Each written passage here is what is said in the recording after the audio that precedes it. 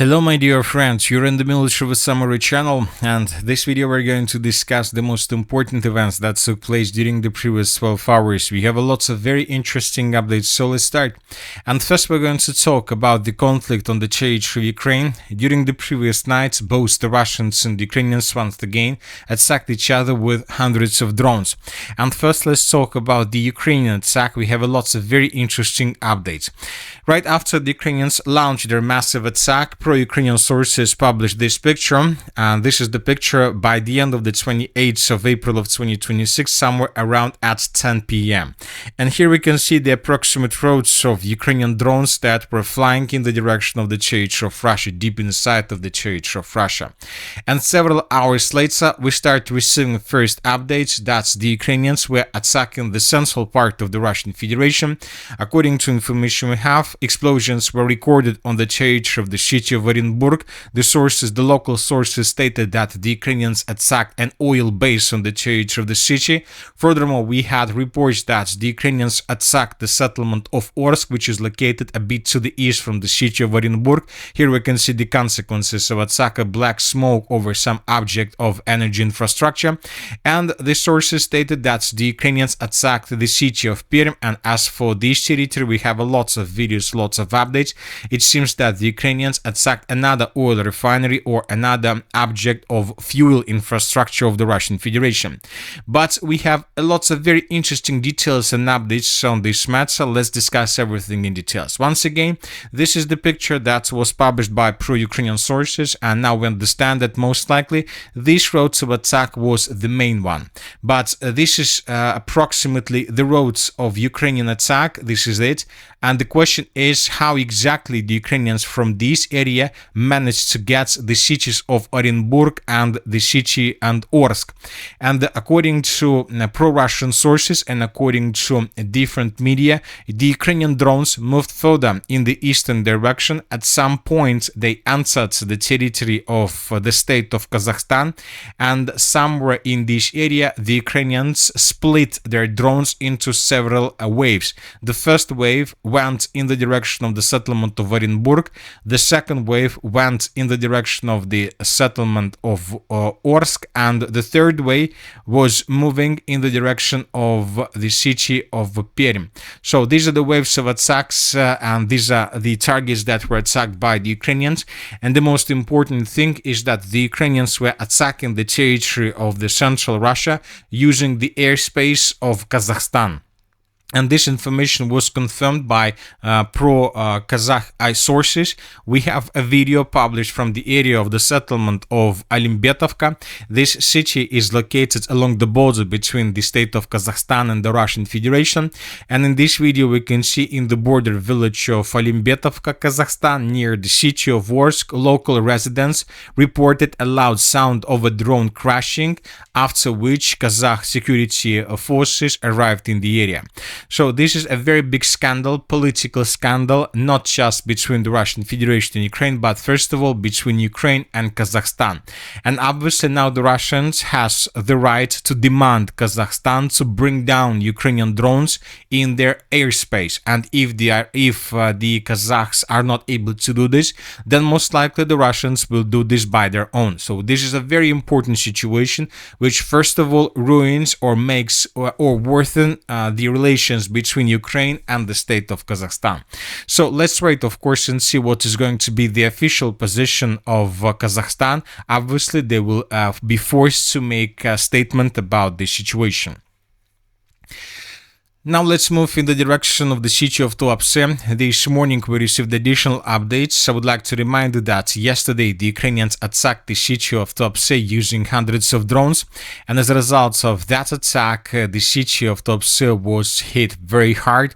Lots of videos were published from this area. The Ukrainians, according to information we have, managed to deal significant damage to the city of Tuapse and to its oil refinery, and today we received additional videos on this matter. Odessa. In this picture, we can see a satellite picture where we can see that oil refinery was covered with a very big black smoke. These are the consequences of the Ukrainian attacks. Furthermore, we have this video. We have aircraft flying over the city of Tuapse, and we can see this black smoke covering the territory of the settlement. But the sources are saying that by the morning of the 29th of April of 2026, the Russians managed to stabilize the situation, and currently there is no more fire in this area. During the previous night, the Russians also attacked the territory of Ukraine, and the sources are saying that during the night the Russians used 171 drones to attack the territory of Ukraine, and lots of explosions were recorded on the territory of Odessa.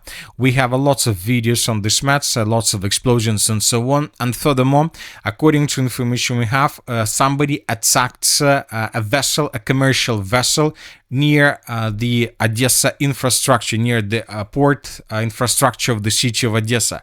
So it seems that the Russians during the previous night once again attacked the Ukrainian commercial vessel, most likely using the Russian Navy drones.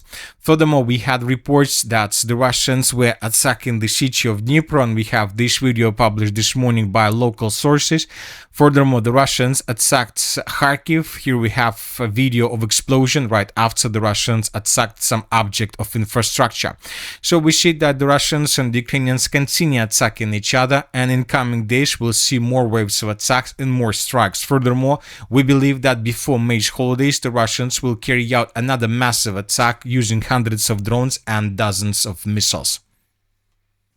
During the previous evening, the President of Ukraine, Zelensky, made a very interesting statement. Ukraine has Russian General Staff documents confirming plans to continue offensive operation and expand mobilization, as well as the development of possible operations against NATO countries, Zelensky said. Most likely, Zelensky was talking about the upcoming summer military offensive operation, summer military campaign. Maybe the Russians will mobilize additional forces for these upcoming offensives. Now let's discuss the situation on the ground, and first let's talk about the Sumy direction. During the previous evening, we received lots of very important updates. According to information we have, as a result of clashes, the armed forces of the Russian Federation established complete control over the settlement by the name of Dnipro, which is located to the southeast of the city of Sumy. And these are the changes on the ground between the dates. This is, for example, the end of the 26th of April of 2026. This is the end of the 27th of April, when the Russians reported that they managed to capture the settlement of Taratutino, and by the beginning of the 29th of April, the Russians confirmed their control over the settlement of Novodmitrivka. It seems that the southeastern Sumy offensive operation is intensifying, and the Russians are getting closer and closer to the settlement of Krasnopolye, the biggest city in the southeastern direction of the city of Sumy.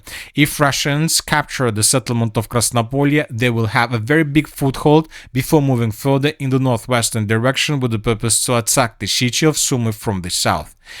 Currently, the Russians are trying to improve their positions on the territory of the settlement of Ryasne. In this video, we can see how the Russians discovered a temporary deployment point of the armed forces of Ukraine in this area, and then the Russians attacked this territory with a missile. So, in coming days, most likely we'll see additional changes on the ground in this area, and most likely before moving further in the direction of the settlements of Khmelovka and Krasnopolye, first the Russians will try to establish complete control over the Ryasne and to maintain the line in the southeastern Sumy direction. Now let's move further and let's talk about the northeastern Kharkiv direction. I would like to remind you that just yesterday we received the report that the Russians captured the settlement of Zemlyanki. Yesterday we adjusted the map, and today several pro-Russian sources improved the Russian positions in this area by coloring additional territories under complete control to the south of the river of Volcha. It seems that the Russians attacked the settlement of Zemlyanki not just from the north, but most likely the Russians attacked the settlement of Zemlyanki also from the east, from the territory of Russia. So which means that the Russians will continue offensive operation along the river from the east in the southwestern direction. The city of Kupiansk, nothing was recorded. The city of Liman, the same story. The city of Slavinsk, during the previous night, additional updates were recorded. The Russians were attacking positions of the armed forces of Ukraine. the city of Kostiantynivka, we have changes on the ground. I would like to remind you that yesterday the Minister of Defense of the Russian Federation reported that as a result of clashes, the Russians captured the settlement of Ilinovka. And this morning, pro-Russian sources published a video where we can see how Russians were fighting for the settlement of Ilinovka and how Russians were raising Russian flags through the settlement. One of the flags was raised in the central part, and the second flag, the Russian flag, was raised in the most northern part. So today we received videos that confirm Russian control over the settlement. Furthermore, according to several pro-Russian sources, the Russians during the previous days managed to improve their positions once again, and currently the Russians are about to most likely completely encircle the settlement of Dovga Balka to the west of Kostiantynivka, and the Russians entered the western parts of the city through the streets of Craiova and Stepana Bandere. So the clashes in this area are intensifying, and most likely in coming days we'll see lots of updates from this area, because the Russians, it seems, are tasked to establish complete control over the city of Kostiantynivka, it seems like within a month. Now let's move further. As for the Dnipro direction, during the previous night we just received one video published from the area to the south of the settlement of Molodetskaya, and in this video we can see how Ukrainians were attacking different positions of the armed force of the Russian Federation, and one of the positions that was held by the Ukrainians was geolocated right exactly at this point. So based on this video we made a small correction in this area. As for the Zaporizhzhia direction, during the previous 12 hours we received just one video from the area of the settlements of Priluki and Varvarovka. These are the changes on the ground. This is the end of the 28th of April, and this is the beginning of the 29th of April. According to information we have, the Ukrainians managed to infiltrate back in the direction of the settlement of Priluki and to take several buildings under complete control. And the Russians were attacking these positions of the armed forces of Ukraine with FPV drones. So based on this video we came to conclusion that most likely the territory between the settlements of Vozdvizhevka and Priluki is more like a gray zone, but not like the territories under complete control of the armed forces of the Russian Federation. We have covered most of the updates regarding the conflict on the territory of Ukraine. Now let's discuss the situation in the Western Africa. According to information we have, the situation in this region remains tense. The sources are saying that the separatists took the city of Bamako in a blockade. The separatist troops have imposed a blockade on Bamako. A spokesperson announced the start of the blockade, which will be carried out along 4 axes. Currently, the Kati and Suno axes are showing movement with the separatist infiltrations and responses from Wagner and the Fama. So the sources are saying that the separatists are moving along RN24 road from the north in the southern direction, and along RN7 road from the south in the northern direction. So the settlement of Bamako most likely is blocked from many directions, but at the same time the government forces and the African Russian Corps remain on their positions.